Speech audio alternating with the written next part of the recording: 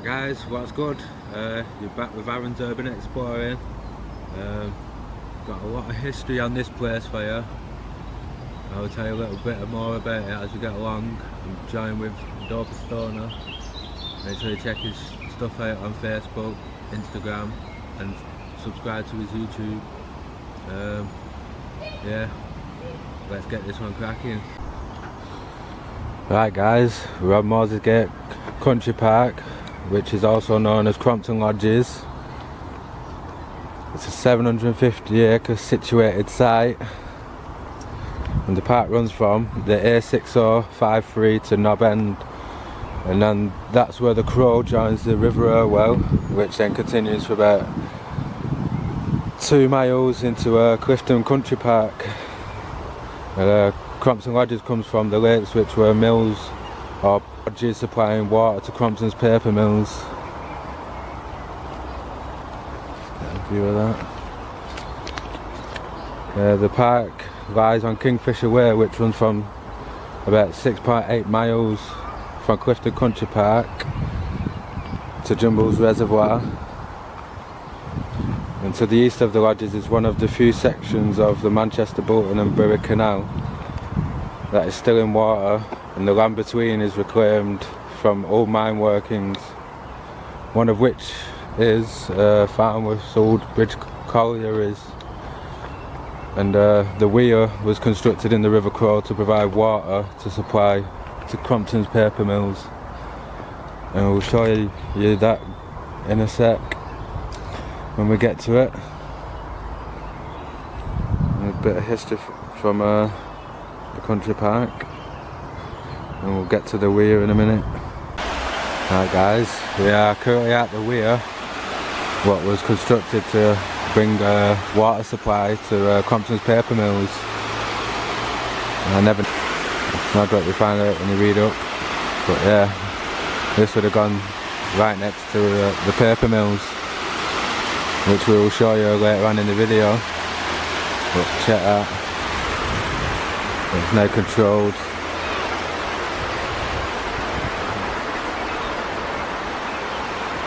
The level of water here. There's something, an old metal thing here. Look cold. Just a blonde or something to do with that. But yeah, that's the weir guys.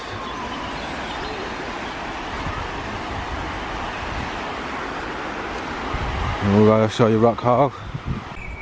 Now guys, we're currently at the entrance to Rock Hall, and we're going to show you guys this.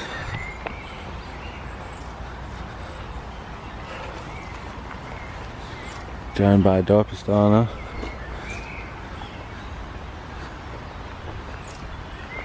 Look at that. I'll get you the history on this place.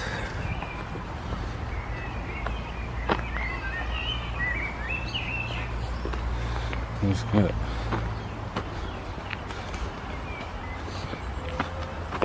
this.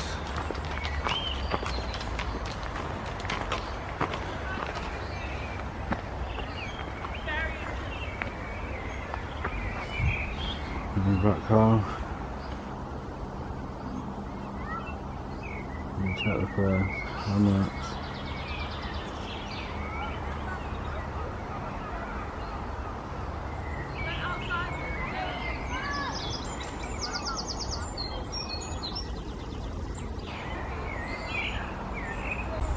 Yeah. This is the owner of the mills who built this and leased it to the Crompton family. And we'll have a look around and get the view on that. Incredible building in the middle of a country park. Yeah, it was built by Thomas Bonzo. Crompton's father John was granted the lease in 1805.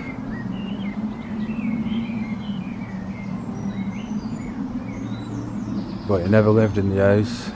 as he died. I bet at the time the house was built in 1807.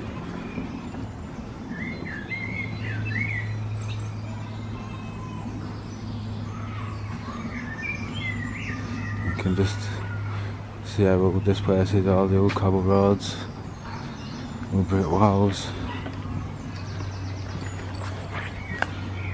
It dates back a long period, this place, as we'll get more history as we get to the mills, but I'll just get you the history on Rock Hall, or the history of what I could find. But yeah, this is the place.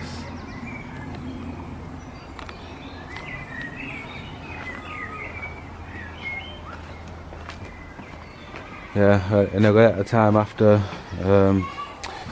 John died, managers of the old paper mill, what we'll show you in a bit, they occupied it.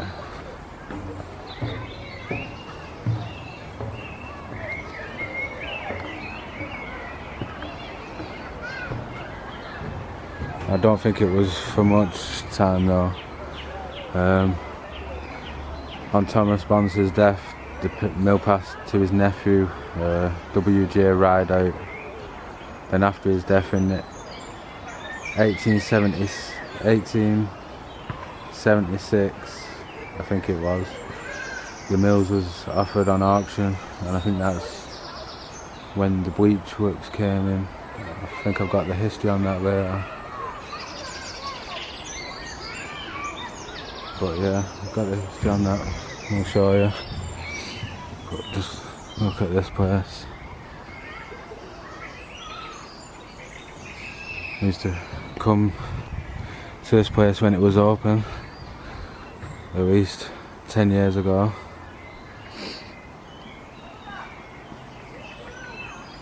I even once came on a school trip in primary school in the 90s and had a tour around. I've known this place a long time. I've known a bit of the history, but since I came to do a video, I've learned quite a lot.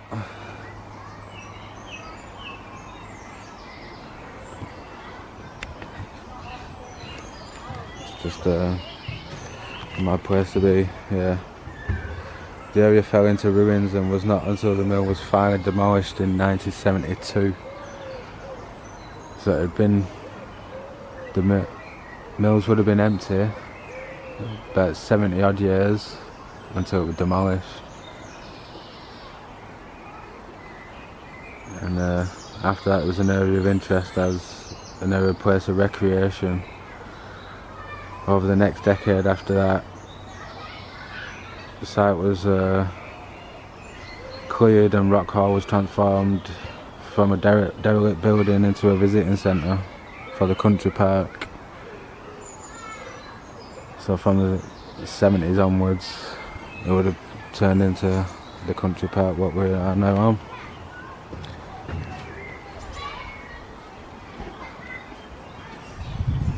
You can just imagine the 1800s, the Crompton family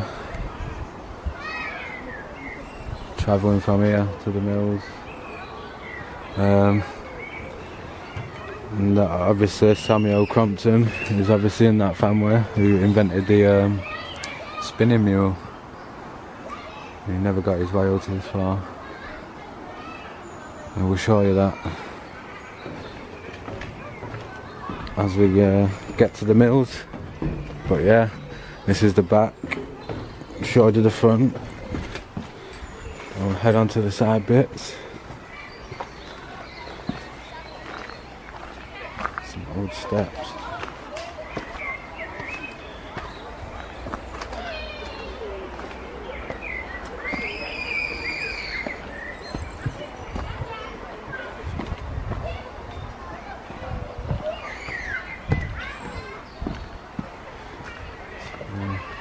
Onto a part that's not been built that long. Must have been about 7-8 years ago at least. But just check that, guys. Built in 1807.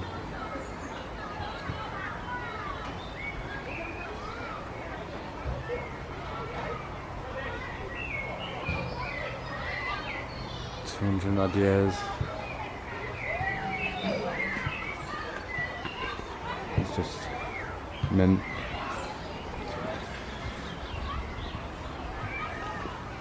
Yeah, we'll show you guys the demolished mills and where the paper mills once stood, and all the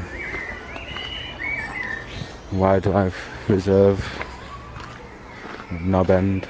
I'll give you a bit of history there. But yeah, there's Dopey's owner just fixing his bike before we set on to the next thing.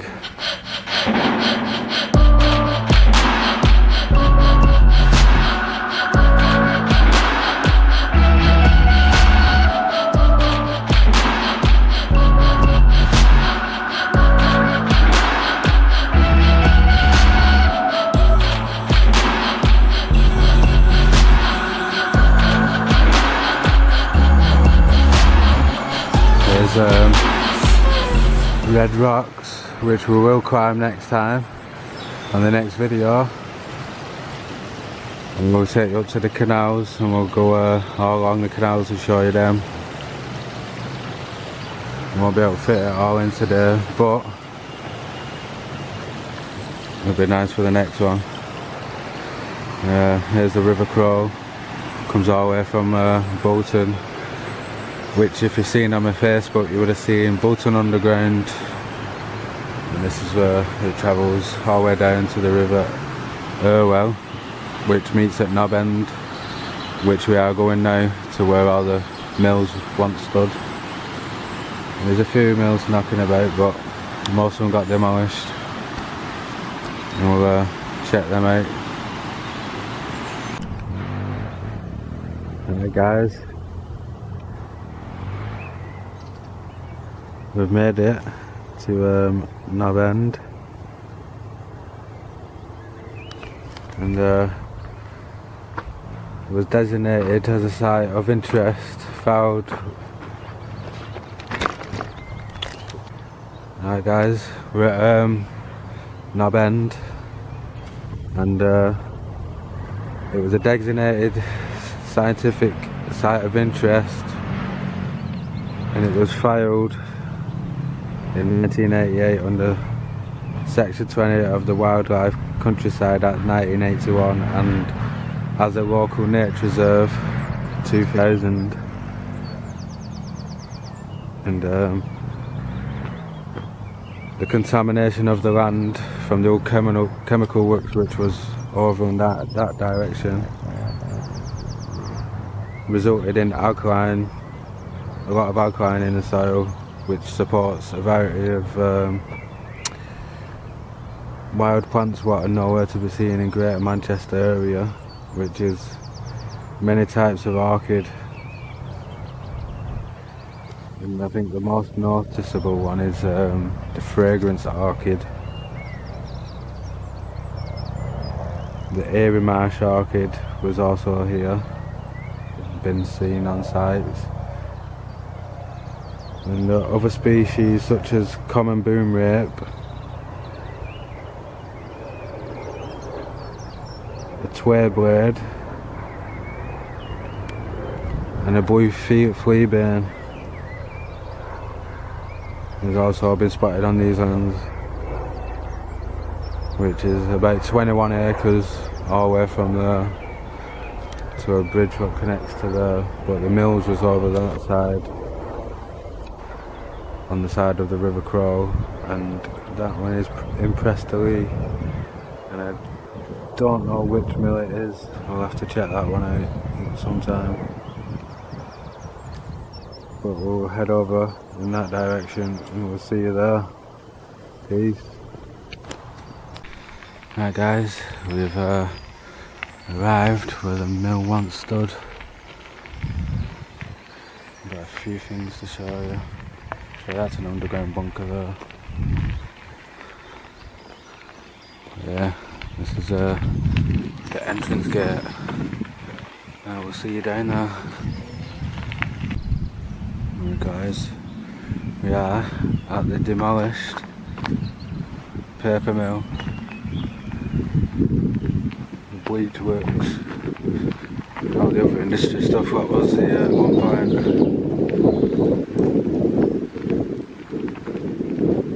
First dated back to the 1600s.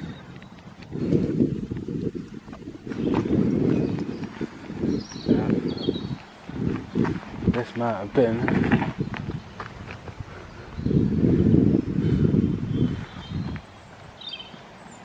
the bleach works. It's that part.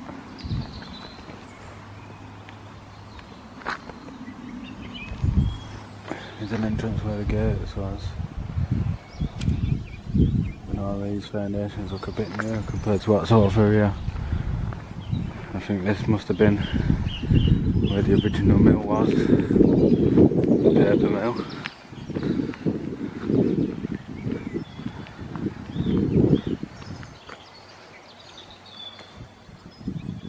Comes down the tarmac road, so it must have been built around when it was still up in early 1900s or something.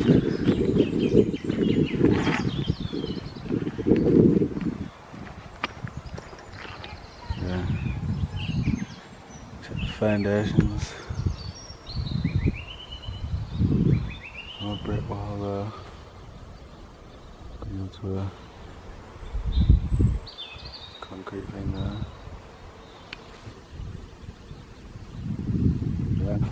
Let's check it out. Right. These are the ruins of what is left.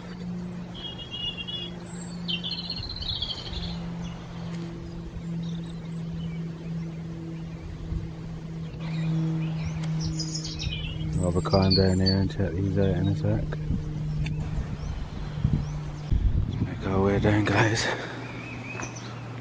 Show me back up the stairs. There's the top bit of the mill. We'll make our way down here.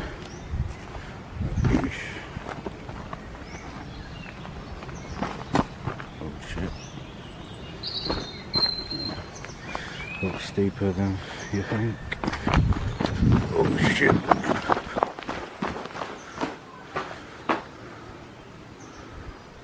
There we are.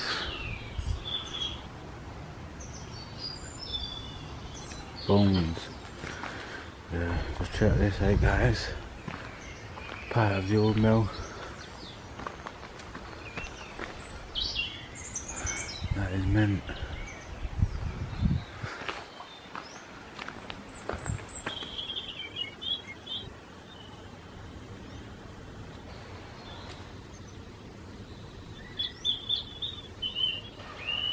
Pile of rubble there.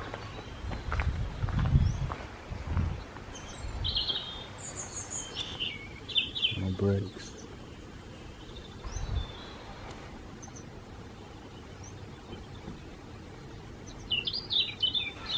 There's Dr. Stone on the other side checking out that little part. Getting his pictures. Japanese knotweed everywhere. But need to be careful here. Collapsed bit of building. Surprised this bit's still here. After knocking it down in 1970s. Oh, check that. That is old, guys.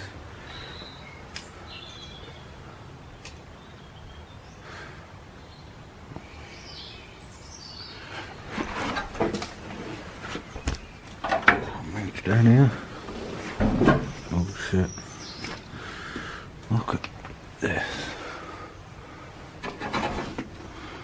An old table. Wonder how long that's been there for. Yeah, old metal container thing. Wonder what this was for. Little part for the mills.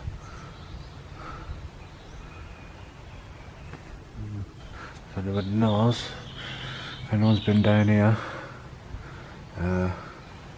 just let me know in the comments if anybody knows any more history about Crompton lodges, anything about the paper mills, any information, just give us a like and drop in the comments and just let people know.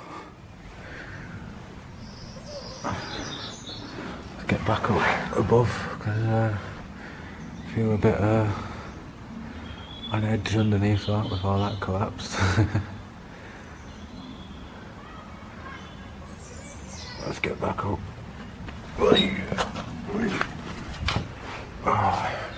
Fucking hell. Guys, I've recovered my bike from top of the hill. Some kids have passed, they just come past us. Don't want them robbing my bike. Yeah, this would have been the old mills. I think built by the Crompton family. And this area has been several uses of industrial site at Moses Gate. One of the earliest paper mills was built by the Crompton family. The site at Falmouth was influential in the manufacture and development of paper making. All the old brick from the mills would have come down here, would have been massive.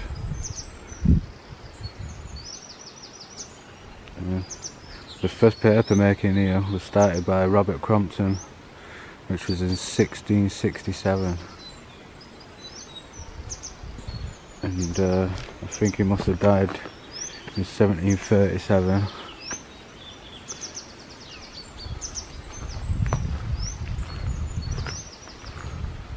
Let's check that out.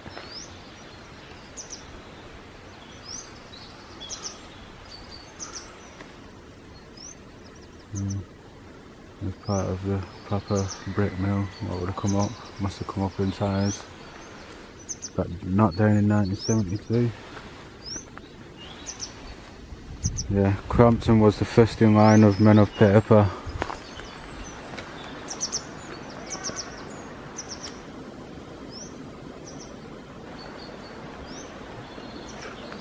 And a guy named Thomas Bonsaw could well be called the first paper making tycoon, and his mill at Falmouth became a showpiece for the craft, and he died in 1858, and he was buried at St John's Evangelist Church in Falmouth, which I'm gonna show you guys when I get to it. But yeah, check out the rest of this place.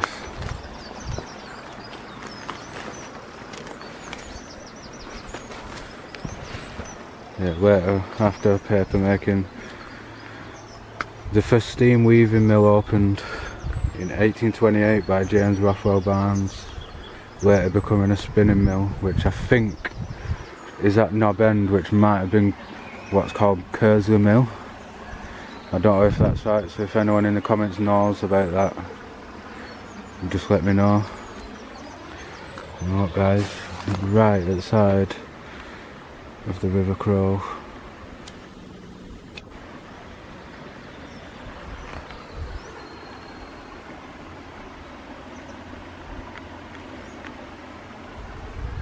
And it joins into the River well.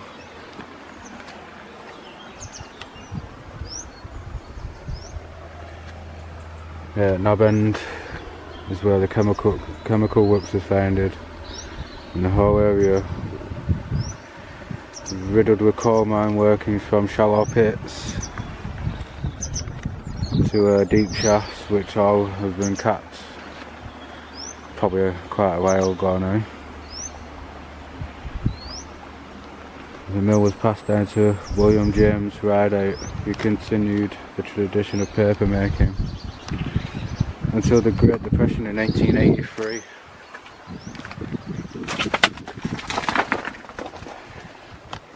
When the mill closed in 1894, the mill reopened as a bleach works by J.B. Champion. But a few years later, the mill stood empty once again.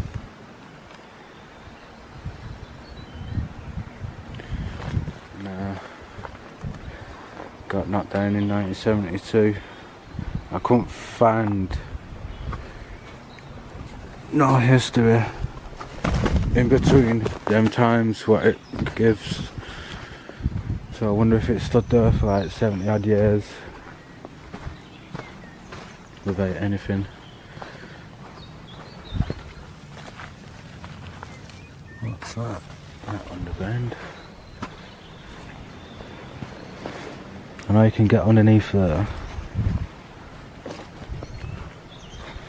We'll go and check this out.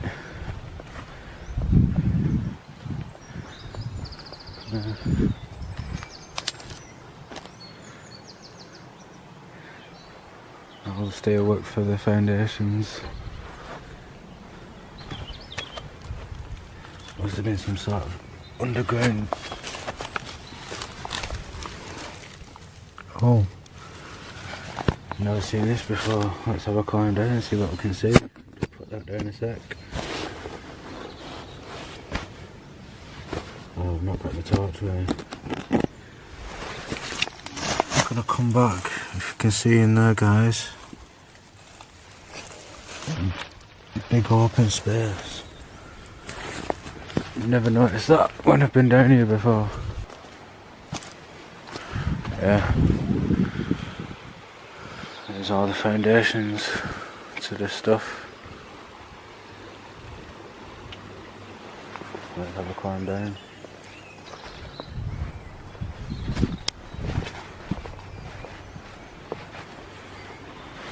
All the steel work. And you can imagine it must have gone into the water for boats or whatever was here at the time. It would have extended quite the way out. Check this out guys. An old thing at part of the mill.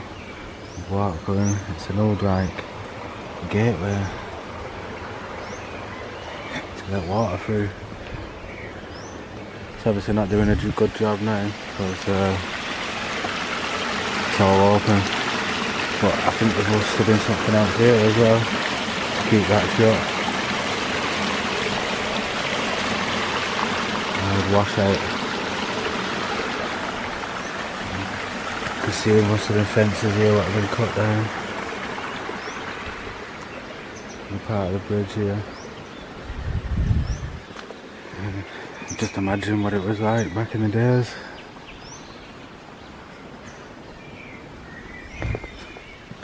Alright guys, cool here. Top of some of the foundations that are still left.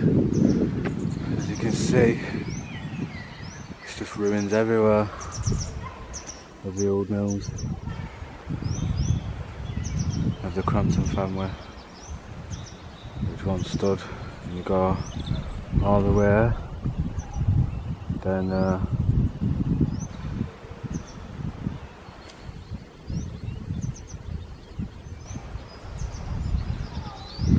Check this out guys.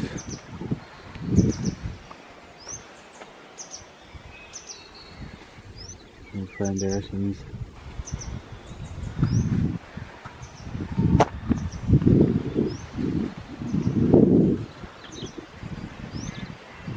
Let's go and check down there.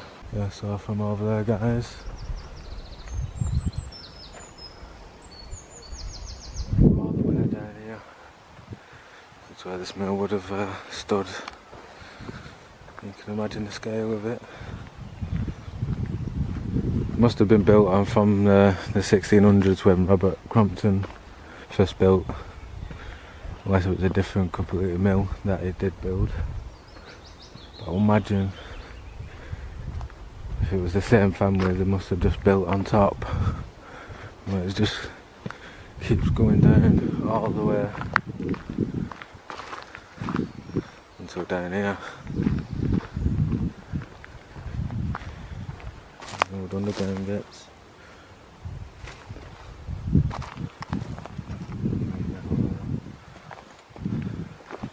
Some tarmac here.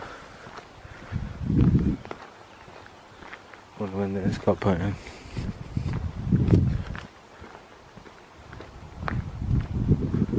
but oh, a rabbit. Didn't catch him. Yeah. Check this, guys.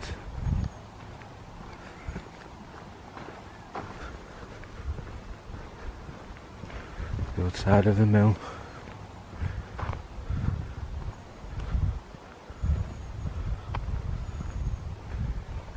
Demolished 1972.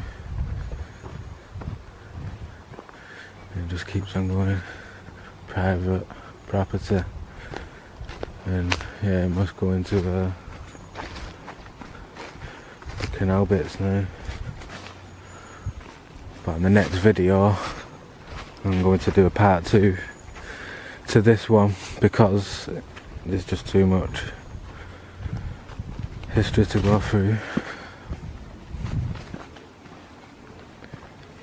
Yeah, this is where the mill would have ended. Must have been bits further down, but I'm gonna explore another day and get some more videos from this place because there's actually tons of history, and I'll see you in the next one, hopefully. Yeah, so I'm gonna end the video, and I hope you guys subscribe. Let me know what you think of the video, my new history, more history videos coming your way.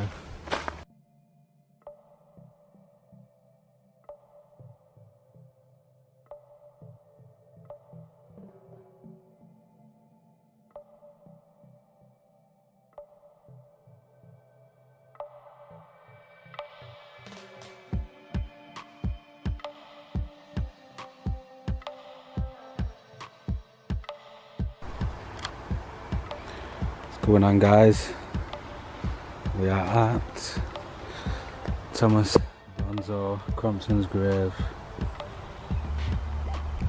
It's just started raining and I'll do this quick.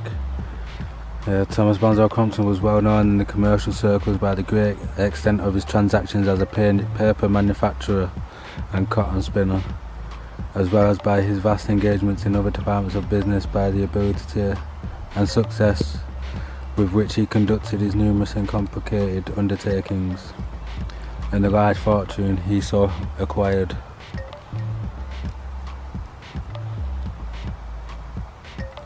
He was born on May 20th, 1792 at Farnworth, a place which owes its rise from the obscurity of rural to its present populous and prosperous condition in great part through the enterprise of Mr. Crompton's family.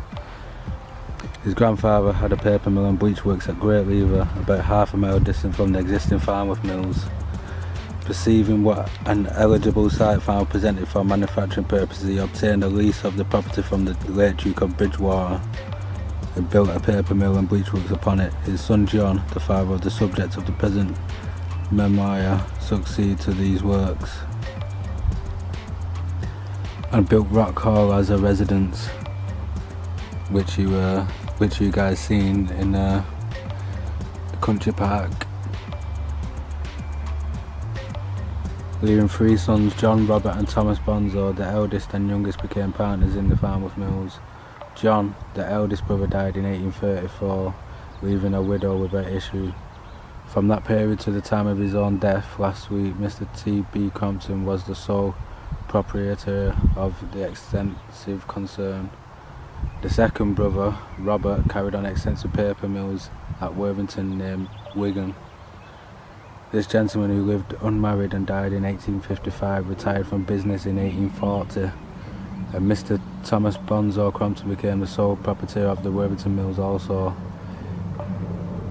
Here he greatly enlarged the business and almost entirely rebuilt the extensive premises.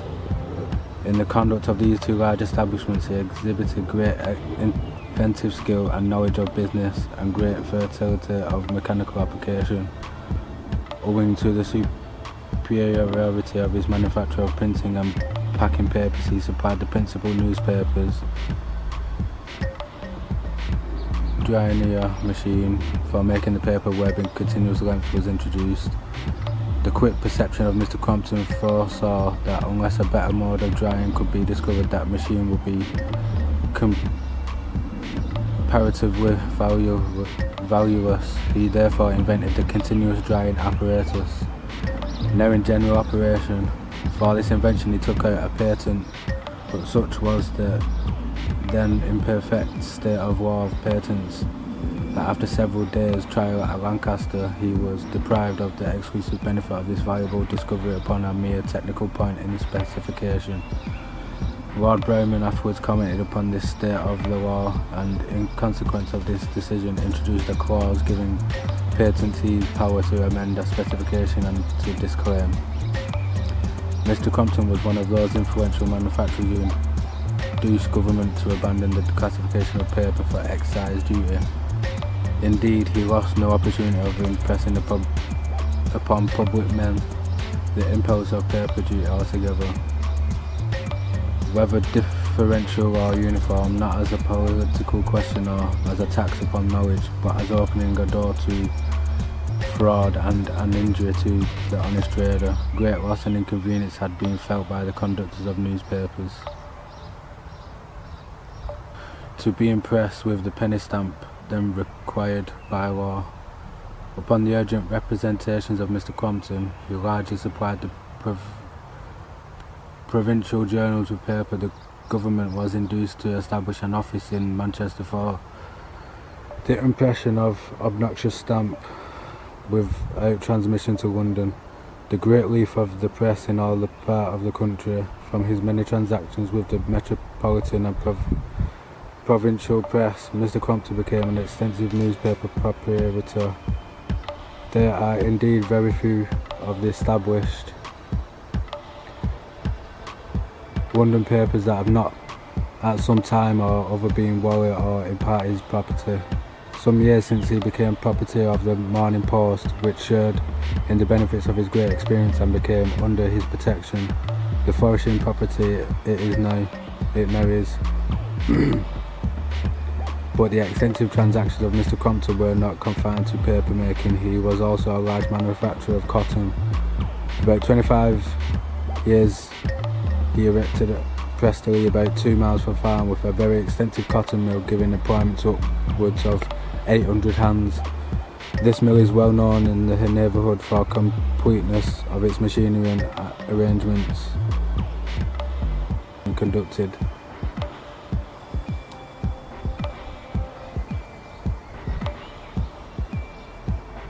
It forms a conspicuous object or interest to the Yorkshire line of railway between Manchester and Bolton. Besides the manufacture of cotton and paper, Mr. Crompton was connected with many other markets for capital and was known throughout the commercial world for untiring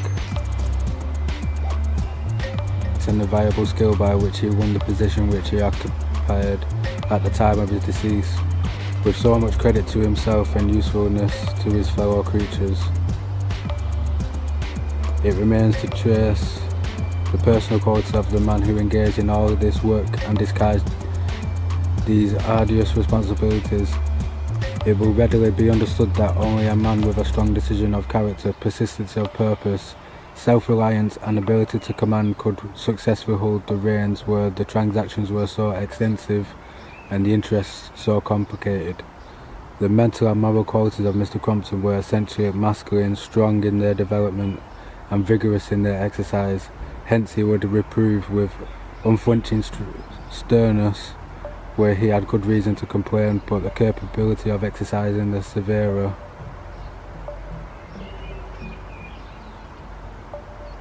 virtues when occasionally required did not hinder the more general prevalence of kindly and generous feelings. He despised the indolence and pitied incapacity, but he respected industry and persevering effort wherever he found them, and was ever ready to help forward with capital and advise those in whom he discovered these admirable qualities. Many now wealthy concerns can bear testimony to his past kindness to them in this way. Mr. Crompton was ever ready to help those who strove to help themselves, while towards those who were unable to strive, especially the widow and the orphan, his charity was bountiful and open-handed. It was hardly possible that a man conducting such a vast and varied concerns, Falmouth and Paisley, all the erection of their churches, their schools, and the benefits of additional pastoral superintendents. He took great interest in the cleanliness and sanitary condition of his workpeople, who in return regarded him with respectful and grateful loyalty. He had a high opinion of the advantages of society of providing a sufficiency of employment for the working class. Plentiful work and full wages entered largely into his theory of social improvement. If he worked hard to the close of his life, long after he had amassed princely wealth, it was not from the vulgar vanity of being known as a millionaire, but because he felt of how large a circle he was to the centre of how many interests must be broken up and how many pairs of hands would be temporarily at least deprived of employment by his retirement from the arduous toils of business to the calm delights of country life.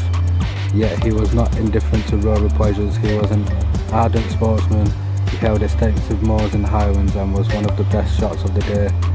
His hospitality was bountiful without ostentation, and he never was seen to more advantage than when living at home in the very heart of his extensive concerns, receiving his friends and presiding those opposed to him political sentiments as a churchman. He was staunch upholder of the principles of the Reformation and took great interest, as we have said, in providing for the religious wants of his people. Hence those in his employ were sincerely attached to him and served him with fidelity, and in return their services have been bountifully acknowledged by legacies. Thus lived on the 8th instant, after half a century of work, died one of the most industrious, influential and useful of our merchant princes, whose name will long be pleasurably associated with the many vast concerns of which he was head. Few men have worked as hard and achieved as much, and few can, in our humble judgment, give a more faithful account of this discharge, often under very trying circumstances of unusually extensive and arduous stewardship. He lives a widow but no children. The male branch of the family is now extinct, and the founder of Falmouth and creator of Paisley, the renovator of Wormington, and the informing soul of many a great commercial undertaking which in its operation conduced to the material welfare of the country, rest from his busy labours in peace, as we trust with God and all mankind, and was followed to the grave on Monday. Grief of the thousands of hands amongst whom he had gone in and out of as father and a friend. From the Morning Post, reprinted in the Liverpool Mercy, 1870s.